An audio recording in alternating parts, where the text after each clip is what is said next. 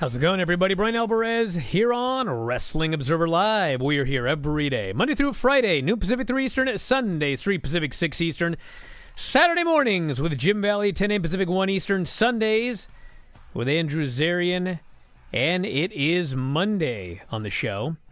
You know what that means? We had a lot to talk about here today. This was a very busy weekend. I didn't have a Dave show until Sunday, so I thought, you know what? I'm going to not watch anything Friday. I'll watch everything Saturday and Sunday. So I started watching Collision, and then I had to watch Rampage, and I figured I'll watch some more stuff on Sunday. Then I remembered New Japan was Sunday. And then I learned that the New Japan main event alone was 1 hour and 4 minutes long. So anyway, got a lot of shows to talk about. We got Rampage, we got Collision, we got SmackDown, we got New Japan. Talk all about that big main event and the Bryan Danielson Sabre Jr. match, which was quite awesome. Also got the Raw lineup for today.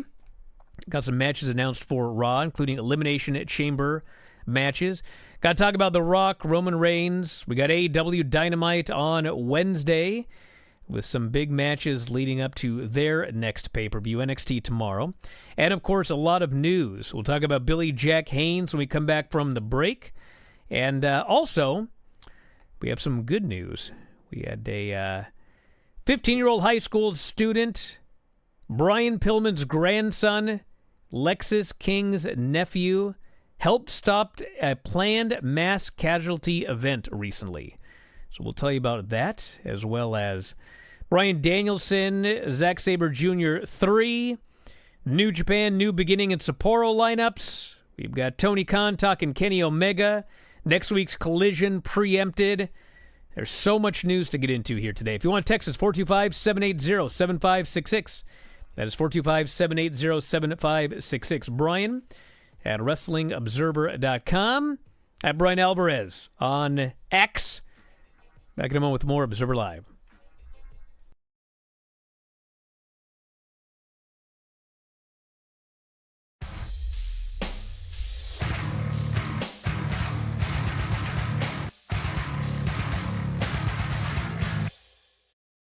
It's all helpful, friendly stuff.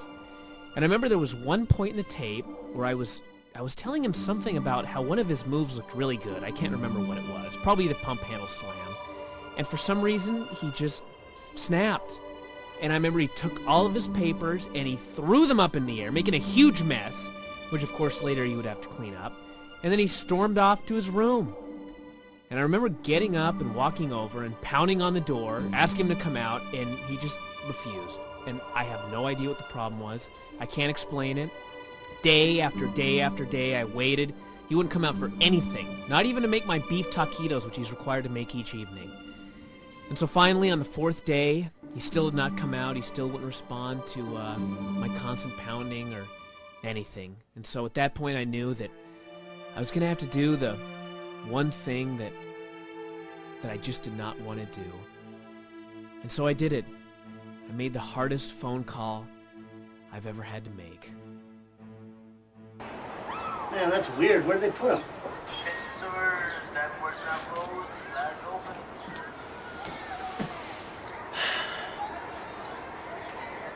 You better come with me.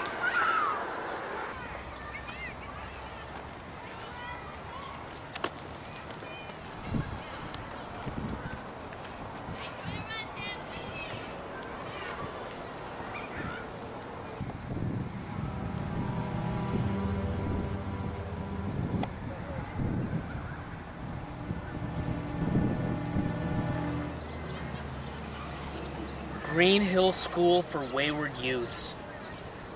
Youth? Isn't Vince 27?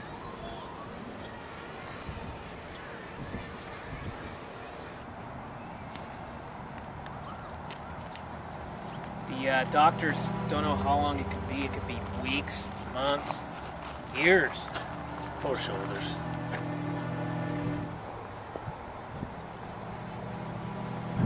I just hope that when he gets out, he's the same shoulders he was when he went in, you know?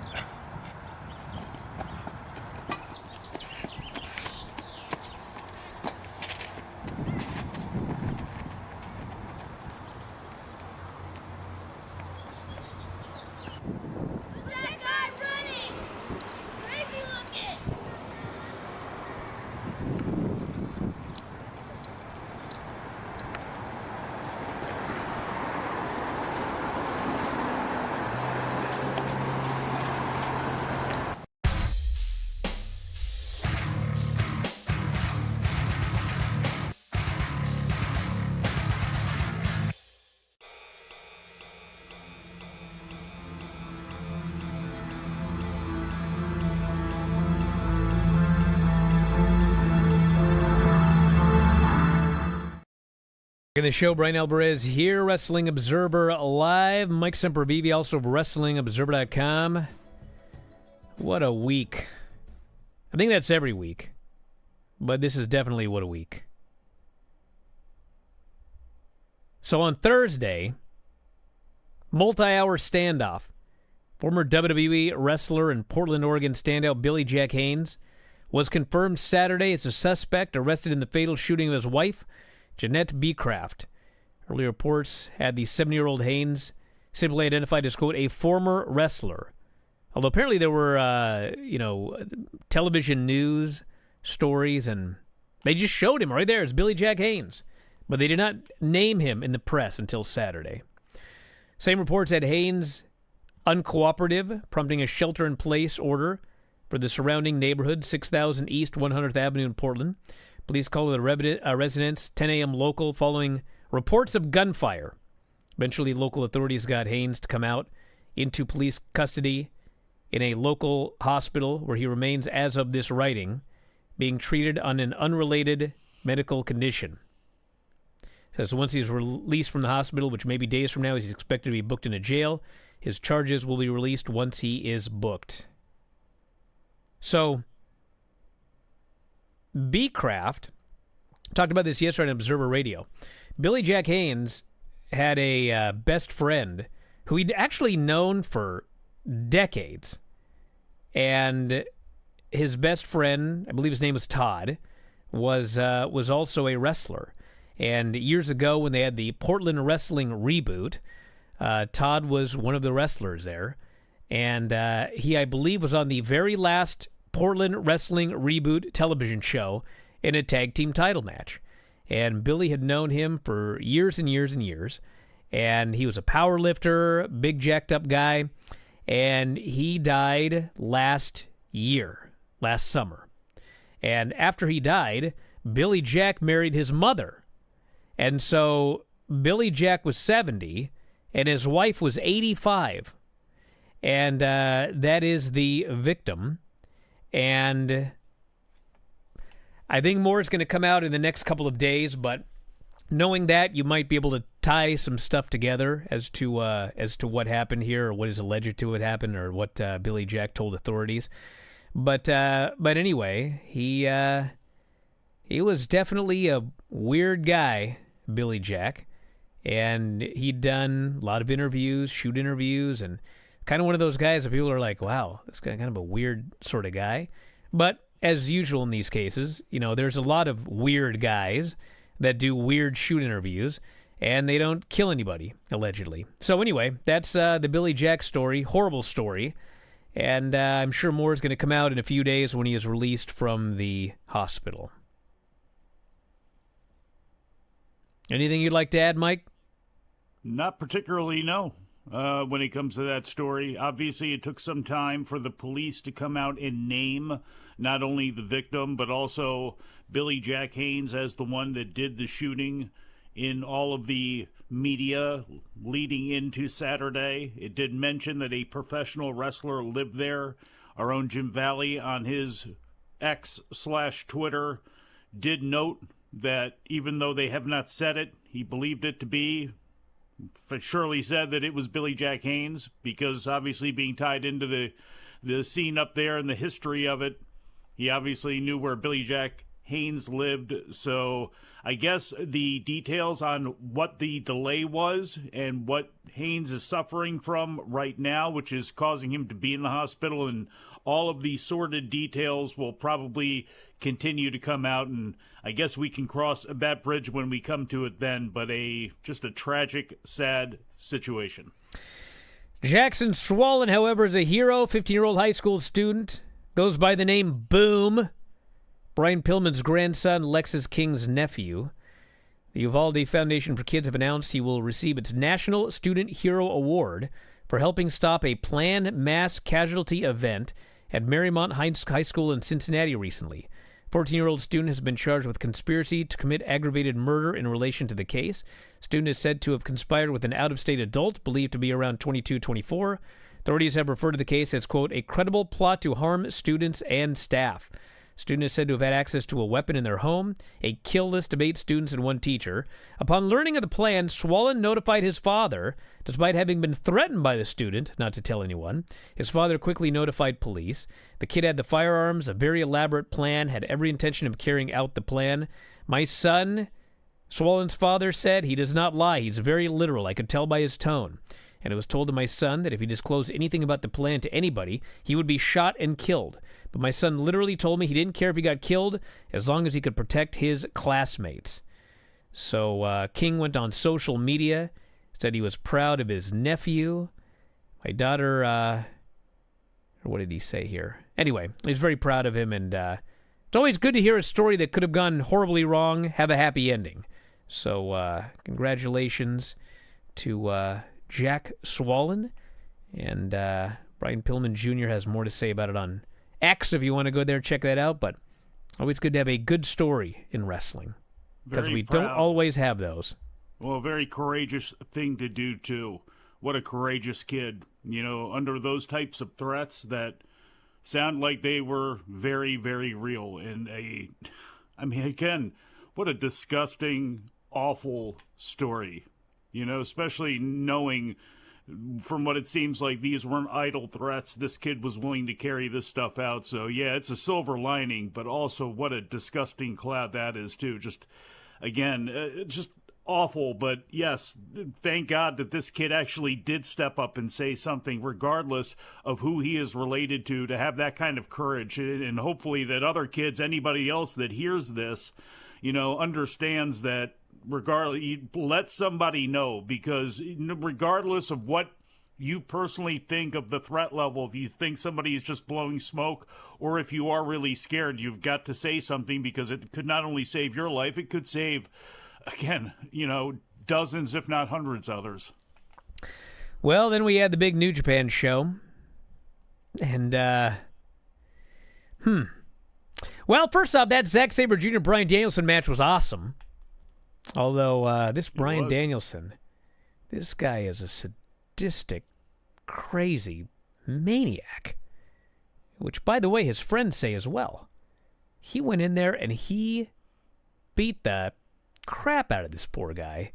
He kicked him so hard in the head, kicked him so hard in the former chicken chest. Thank God that guy's jacked now. They had a great technical battle, back and forth, incredible storytelling.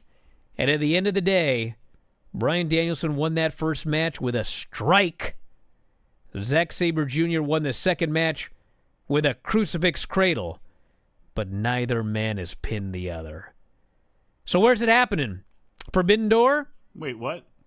Neither man has pinned the other? No, submitted. There's been no submission yet. So Bryan wants best of 3.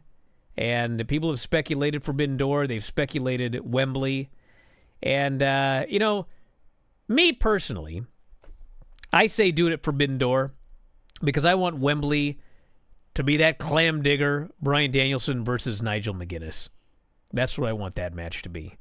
I don't know if that's what it's going to be, but they built that one up for a while. Neutral ground would be Forbidden Door. Because that's a joint pay-per-view. They better be doing that match with Nigel, because he is way too over the top, I think, as a heel commentator. I think I have complained about that maybe when Filthy has been here. I think it is too much. And if you're not going to do a match with Bryan Danielson, then shut up about it, because on commentary, that is what you're building towards. If you're not going to do it, stop talking about it. Stop being that way constantly on the mic. They have to do it. They have to. And I hope he's cleared, right? I mean, he would be cleared enough to do a safe match with Bryan Danielson to save his... Well, hold on a second. That's the problem here. That. A safe match with Bryan Danielson. First off, you ever seen these guys wrestle each other? Yeah, I know. Second off, have you seen Bryan wrestling now? I know. God. Headbutts and whatnot. Lots of them back in the day. Too many of them. That's why they're both probably in the position they're in right now. Good God. And then we had we'll talk about Okada after the break, and we'll talk about the main event, which I think is still happening right now. I'm not sure. Back in a moment, Observer Live.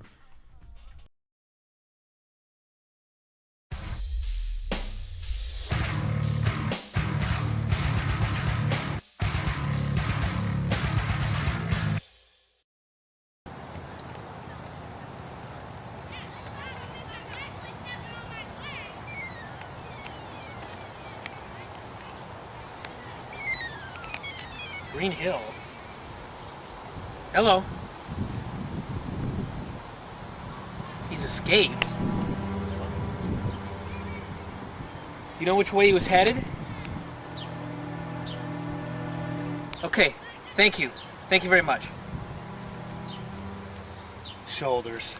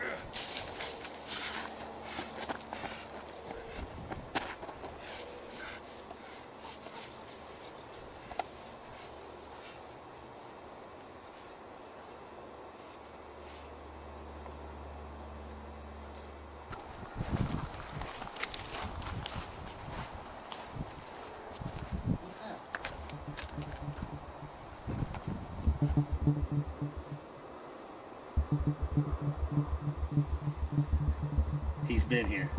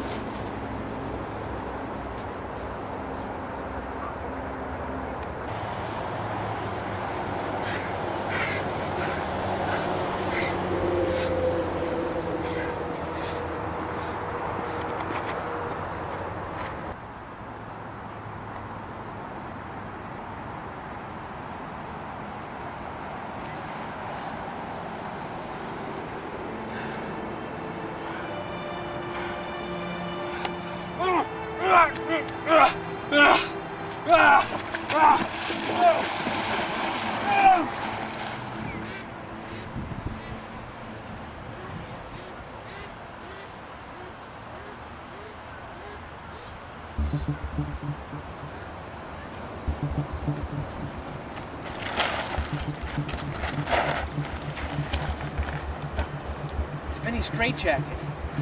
You're getting close.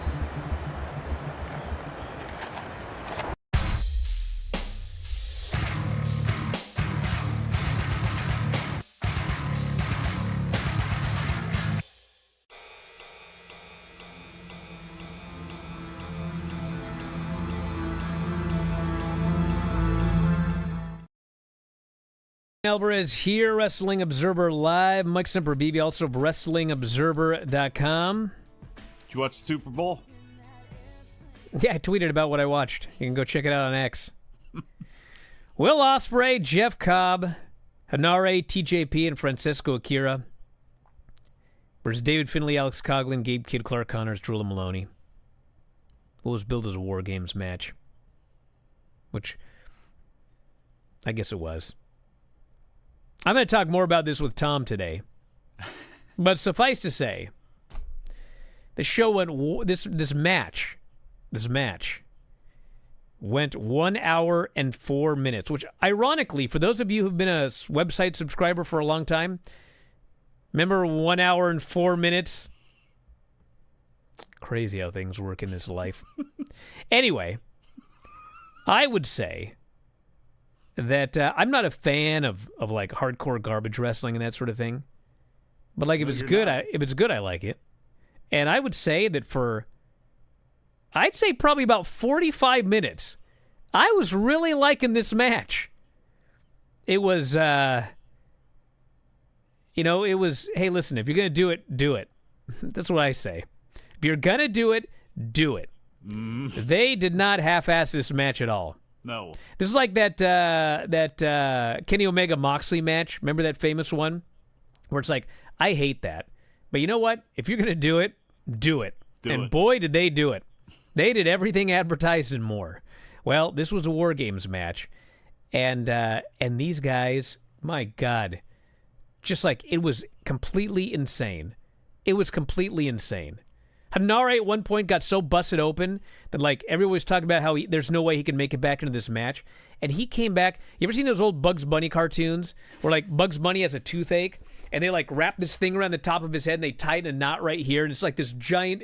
I mean, he looked like Tut. And he comes back and they let him continue. They let him keep wrestling. This giant thing on his head. And I'm just, the blood everywhere. There's tacks. There's barbed wire. Blood everywhere from everybody. There's a Filipino demon. I mean, we got it all. And then, you know, it reaches this peak, I felt, about 45 minutes. And unfortunately, I knew how long the match went. So when it reached that peak and I realized, we've still got 20 more minutes, I was like, how, what? And so I keep watching it. And you know, hey, some people liked it. I had people emailing me saying, how could anybody not like it? Well, it's easy, because it was too long and they killed the crowd. They start taking that ring apart there at the end, and this crowd, which had been hot,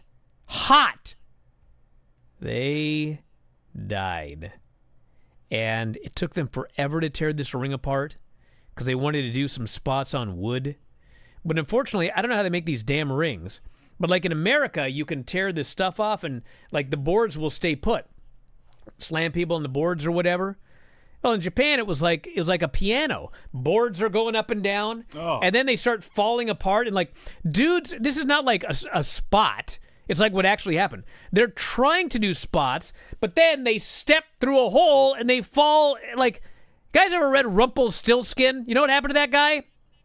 He got so mad when they finally figured out his name that he stomped on the ground and he punched a hole in the ground and his foot went through the hole and he was ripped in two. Did you know that?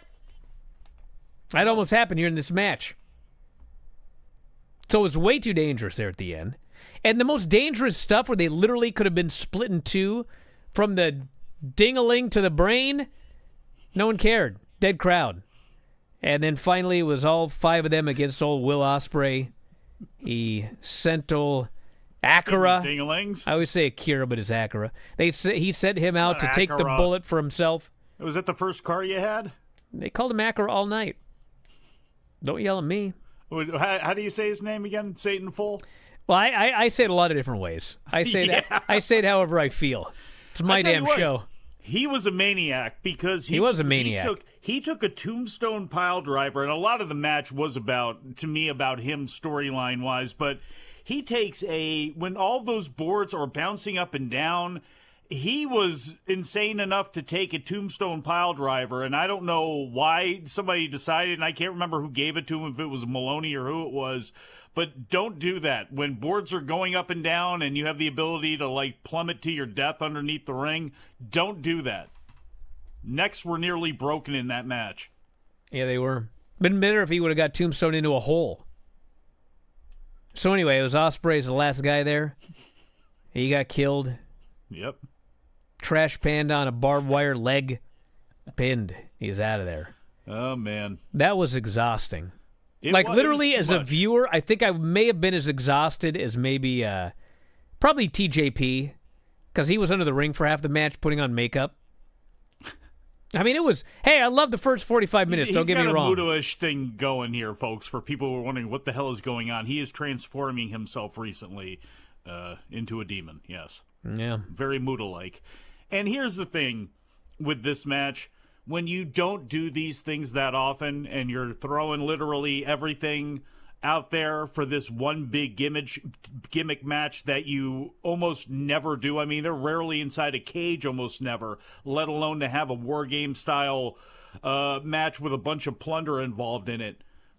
You don't know when to cut it off. You don't know what your limitations are. And I think that's the biggest problem. I think the intention was good, and much of it was excellently done for the battle that they've been telling, because that's what, in the first part of the year, this has been their best storyline, has been the United Empire battling Bullet Club, knowing that Finlay is being built up and that Ospreay is on his way out of the company. So I thought they pulled a lot of that off really well. But yeah, it did go on. If you're going to watch this, you're going to have to invest some serious time into it. And we had the final match of Okada and Hiroshi Tanahashi, and I enjoyed it. Was it the best match they ever had? Not even close. No. Was it a playing the hits version of a good match? Yes. Yeah. People liked it a lot. What the hell else you want, huh? Maybe for Okada to lose, but you knew that wasn't going to happen. Yeah. Well, Tanahashi's he's an exec. He's not a regular anymore. We got to be realistic here. Well, very classy send-off for Okada. And honestly, I don't know where he's going. He is not signed with AEW as of this moment. It's expected he will. But my guess is he's going to AEW because I would think if he were going to WWE, they'd have beat him. And the reason for that is because... yeah, right. If he goes... Well, you may be right. But the point is, if he's going to AEW, he can come back here anytime. There's no point beating the guy on the way out. He's gonna be doing New Japan stuff in June, and Daniel Bryan's there right now for crying out loud. Bryan Danielson. But if he goes to WWE, he ain't coming back anytime in the next 5 years. Well, Nakamura didn't either, and Okada, if he wasn't, this has been now multiple matches since everybody's known that he's got a foot out the door, and they have not bothered at all, even trying. So, whether that is everybody just kind of going, we'll just ride this like, you go out the way you're going out. I'll be surprised. I've been very surprised they've gone with such a long exit tour, though. It makes me think that he's going to end up with AEW, but it's kind of crazy that he's still going to have 2 more matches left after this one that happen to be in tag matches. Maybe he does take a L to somebody here, along the way, but I doubt it. I doubt it. So that was the New Japan show, and that leads to a bunch of upcoming shows, including the actual final matches of Okada, which are multi-person matches. So if you're waiting for him to do some big singles job to somebody, well, he's not gonna. One of them's against United Empire, right? Well, we've got Okada, Ishii, Goto, Yoshihashi, and Yo versus Cobb, Great-O-Khan, Hanare, Akira, and Colum Newman. I guess he could do a job to one of them. Not to Newman. And then we've got his final match, for real this time. Okada, Tanahashi, Ishii, Goto, and Yoshihashi versus Matt Riddle, Jeff Cobb, Great-O-Khan, Hanare, and Francesco Akira. Do the job to Riddle, I guess, if you're going to do one, because if Riddle is going to essentially take Ospreay's place as the leader of that group, if that's the decision you decide to make, you can go ahead, have him lose to Riddle, and then later on down the line at Forbidden Door or wherever else you'd want to do it, you could do that match again if you wanted to. An option. So that's that. And you know what? If he happens to go to WWE, if we're fantasy booking the thing out, he loses to Riddle. Well, you got a guy that left WWE. You got him in New Japan, and he goes and loses to him. So you could, I don't know. There's ways that you could spin that if you wanted to. Collision preempted this coming Saturday. Will not air due to TNT's coverage of NBA All-Star Weekend. Show will air again in 2 weeks, February 24th. So no Collision coming up on Saturday night. I believe there's UFC that night, actually, if I recall correctly. So UFC every Saturday. But we did have a Collision show and a SmackDown show.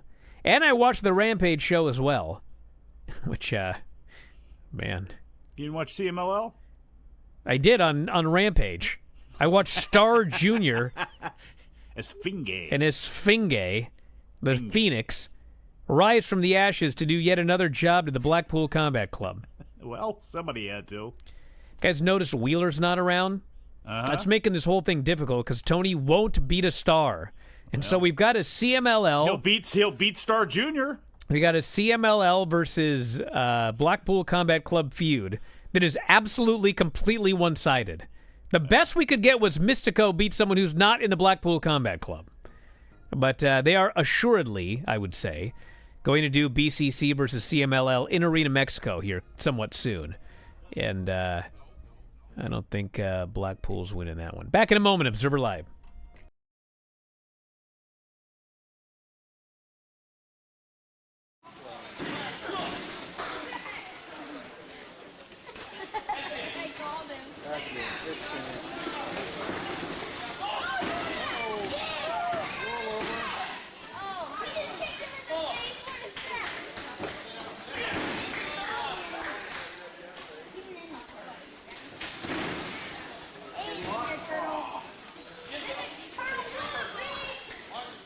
Leg drop. Sorry, but you don't have your show yet. That's it. Opinion.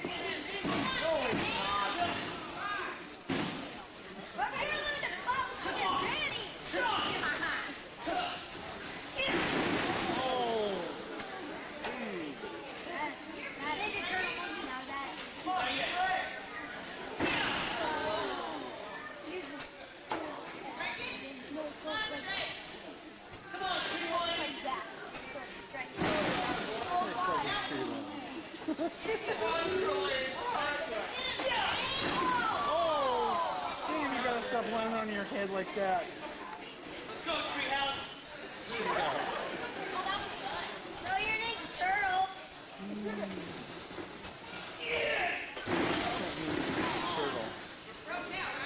It's broke for sure.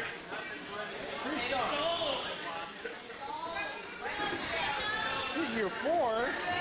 A figure four? You can know the figure four?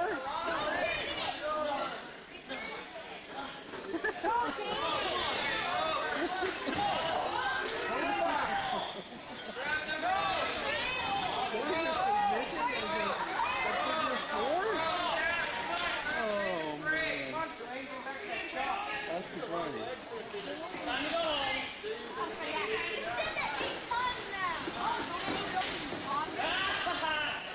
And a sleeper. Where's the Enziguri? He likes it. Give him some more. You look bad on that one.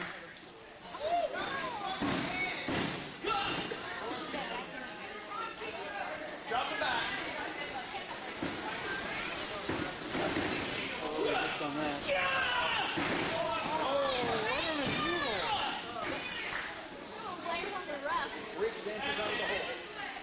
That's it. Super kick. Uh-oh.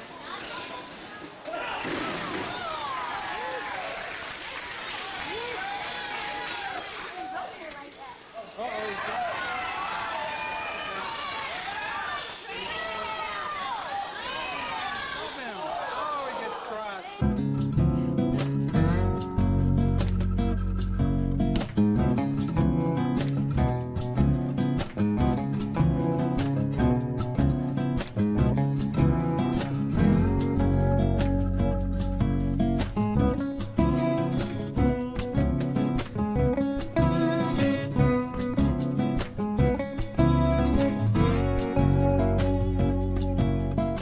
The show, Bryan Alvarez here, Wrestling Observer Live.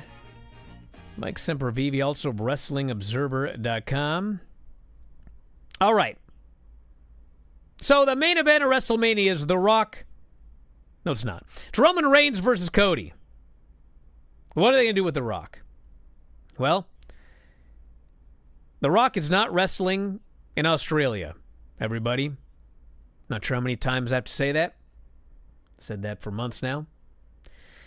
I believe that the night one main event is going to be The Rock and Roman Reigns versus Seth Rollins and Cody Rhodes. It is not confirmed, but I believe they're doing a takeoff on WrestleMania 1, and The Rock will play the role of Mr. T, the outside superstar. Yeah. And then night 2 will be Roman Reigns versus Cody Rhodes, and Cody Rhodes will finish his story. Now, how they get there, I guess we're going to find out. But I can tell you this. I pity the fans. I can tell you this. I don't know if this was their plan going in, but Rock is going full heel. He's got Cody Crybaby shirts that are going to be available for sale, and he's going all in on this. And that tells me that I actually don't think that that this is going to be his last match. I think they're going to do Rock and Roman Reigns. Maybe even next year at WrestleMania. So, well, he's on the board now. We'll see. So, you can have all the Dwayne washing you want, I guess, because this is his business now in between making movies. And we know how well that's gone for him. So there's definitely going to be some sort of Roman Reigns Rock match, because otherwise, how are we going to determine who the actual head of the table is? Will Afa and Sika weigh in on this? What will happen when it comes to the bloodline? So that whole story still needs to play itself out on top of, or maybe even overshadowing, whatever happens with Cody in his run at Roman Reigns, which is all about taking the Universal / World / whatever heavyweight championship that his dad had in his hands at the Garden and was pulled away from him, which was the reason that he was going after Roman Reigns, but then decided, no, I'm not going to do that, but then decided I am going to do that, and yeah. Person here says the booking makes so little sense, it's amazing. Bro, listen, knock it off, okay? There was a time where the booking made absolutely no sense. I talked about it every week. Wait a second. Hold on. You don't have to be so indignant here. Hold on. Do I think that what they did with Cody on Friday where he stepped aside, that was, I'll say it flat out, stupid, okay? Yeah. That was stupid. But the story they are telling now is not stupid. The reason you would do a tag match is because Cody buried the family. And Rock got very upset about that. You bury that guy's family, you're burying my family. He had a whole picture of the family tree. That's why he's angry. Oh, my God. Teal Margaret's going to come in and fight Nia Jax. It's going to be wild. Why is Cody facing Roman Reigns? Because he won the Royal Rumble. That makes sense. I'm baffled at the Cody stepping aside part of it. That was stupid. But once they did the press conference and they told the story that Rock and Roman are family, and this Cody Rhodes, who, by the way, his music starts with "There's only one royal family." Rock and Roman ain't going to stand for that. Well, there's more. We'll take you out. And then they had the big schmoz, and this poor geek Seth, who's just the geekiest geek that ever geeked. I mean, God. That was my Seth laugh. I'm not going to get into his outfit. You can. You should. Get all the way into it. Go full Mr. Blackwell Bryan Alvarez that outfit. Tell him what you think about that sorry outfit that Roman Reigns said he stole from Becky. Talk about it. He may have. Here's the thing with that outfit. He had bows on his shoes. I get it, okay? Famous people wear stupid stuff, okay? I saw it at the Super Bowl, allegedly. But here's the deal, okay? They did that press conference, and Roman Reigns is out there. And granted, he's just wearing a tracksuit, but, he's an athlete, dude. He looks like $1 million. Behind him is The Rock, who's got his 80s action figure outfit on. He's got the tight pants and the tight tank top. He's got muscles out of his ears, just looking gigantic. All natural. Cody's out there. He's got his suit on, total pro. And then Seth is standing there in that absolutely stupid outfit with those stupid sunglasses and those stupid shoes and that stupid jacket and the stupid pants. And he looks stupid. And how can you look at these guys on stage and not think, okay, we got 3 stars and then we got this clown. How can you like not? The Carnival Barker, not one of the main performers. He did. He looked like he should be, anybody want to go faster? That's what he looked like. Now, if you think, oh, Bryan, you always say this, you're an idiot, you're out of touch. Brother, between the outfit and the booking, nobody cares about Seth's belt. Nobody cares about Seth. They went on SmackDown, and they announced that we got to talk about Seth. I'll just read it from the report right here. It was actually hilarious. It was completely hilarious. So it's the show opens and we've got where's my SmackDown report? God, how many shows did I watch this weekend? Can't even keep track of this crap. All right, SmackDown. Hunter's in the ring with Adam Pearce and Nick Aldis, and he mentions it's definitely Cody Rhodes and Roman Reigns at WrestleMania. And crowd goes nuts. They're doing Cody chants. They're all into Cody. They're all into the match. And then he says, well, or Aldis says, now we have to talk about Seth Rollins and the world title. Absolute, complete, abject silence. There was no pop. There was no reaction. Nobody cared. And then he announces the Elimination Chamber match and on and on. And it's like, he is... I mean, it's bad enough that he's portrayed as having a title no one wants. But on top of that, he's out there looking like a complete and total clown. And it just drives me nuts.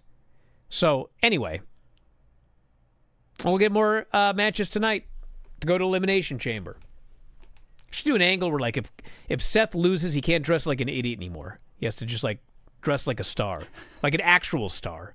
Not a fake Hollywood star that wears silly outfits. You know, there was a story of a basketball player because, you know, like in any athletic endeavor, there's a lot of ribbing of rookies and newcomers that come along, you know, to welcome them into the clan and everything. And there was a story that there was one of the basketball players who dressed so poorly, instead of, like, you know, taking his suit out and giving him some nasty clothes, some tattered clothes to wear out as a rib, they actually got the guy a really nice, just plain suit, and that was the rib, was you actually have to, you know, dress like a human being for once and actually have something nice on and formal. That's what they should do for Seth. It should just be like a pair of, like, basic Air Force Ones, you know, just like some black track pants and, you know, a jacket or something like that. Just something completely different than what he is doing and what he is wearing. And I guess I'm wrong. I guess we're wrong because it seems to have worked as far as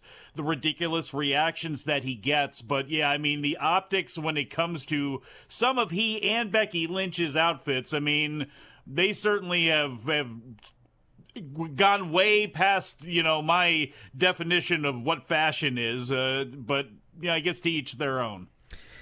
Got the usual thing going on in the chat, you know, AEW fans, WWE fans, blah, blah, blah. The fact of the matter is, there are things that WWE does that are great, and there are things that they do that are stupid. And there are things that AEW does that are great, and there are things that AEW does that are stupid. And I'm sorry, I don't care what you think of the WrestleMania build. The rankings are stupid, okay? And I got even more angry because I was really thinking about that Adam Copeland segment on Collision. Daniel Garcia? I got so mad I was thinking about it today because Adam Copeland is ranked number 3 and Daniel Garcia is not ranked at all. So Copeland gets interviewed and they're like, who do you want to face? You're ranked number 3. What title do you want? So he's in the middle of explaining that he wants Christian's title when Daniel Garcia comes out and he goes, you know, I've been winning a lot of matches too. I think I deserve that title. So the obvious thing is that Copeland should say, well, I'm sorry, I get to pick because I'm ranked 3rd, you're not ranked. They asked me, like they literally asked me what, but instead Copeland gets mad and he goes, well, we'll have to square off to find out who gets him. And I thought, this is so stupid. And you know what it made me think about? It's stupid because there's a much better way to do this, and it's much easier. And that is, you don't have rankings. Copeland wins a bunch of matches, which he's been doing. And then, last week, on Collision, in the main event, Daniel Garcia does not pin Nick Wayne, who never wins. He pins Christian. Then, when Copeland is interviewed about who do you want to face, and he brings up Christian, well, Garcia shows up and he says, brother, let me tell you something. I just pinned Christian last week, and I've been on a win streak. I deserve this match. Then it makes sense to actually book this match.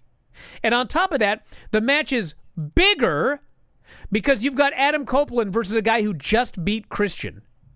That is bigger than Adam Copeland versus a guy who's gotten some wins over some guys, but also just went, 0-5 or 1-6 or whatever in the Continental Classic, and the story was he can't get a win. So instead, now we've got this thing where the rankings have gotten in the way.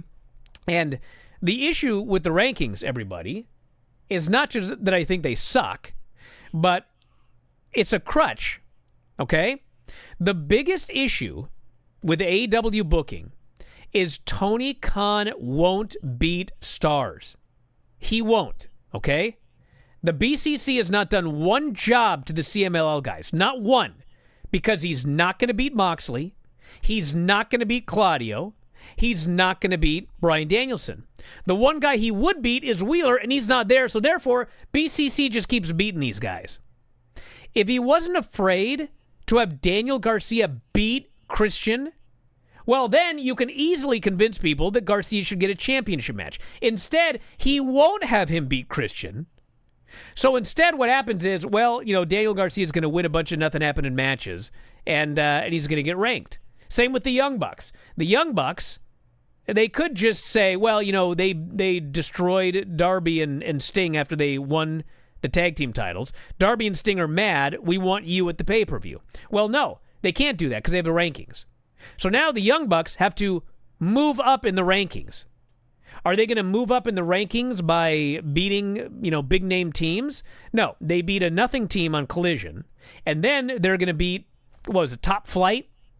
They're going to beat Top Flight on Wednesday, and then, whatever, and that's how they're going to get a championship match. Having Sting and Darby furious that they ruined their title celebration and demanding them in Sting's final match is a better story than the Young Bucks beat a bunch of nothing teams and now they're ranked number 1 and they're getting a championship match. The rankings aren't making it better, they're making it worse. And I like this show, and I don't like a storytelling device that's making the show worse. Yeah, it's a storytelling device that unfortunately can be used as a crutch, and for me, is just something that usually gets in the way too much. And this is a good example of it getting in the way. If Edge goes out as Garcia confronts him and goes, "You're not in the rankings," he looks like a heel saying that. Now, he looked like a heel saying, "You're taking food off my table anyway," but that's kind of a different story. I looked at that as him kind of, big time in the younger guy right there saying, "You're not going to take this, for me," as opposed to a lot of people and how they're looking at it, which is he's literally taking food out of the mouth of his wife and his children. I mean, it's some of the conversation around that has been kind of crazy to me, but then again, it wouldn't be wrestling banter if it wasn't ridiculous. Back in a moment, Observer Live.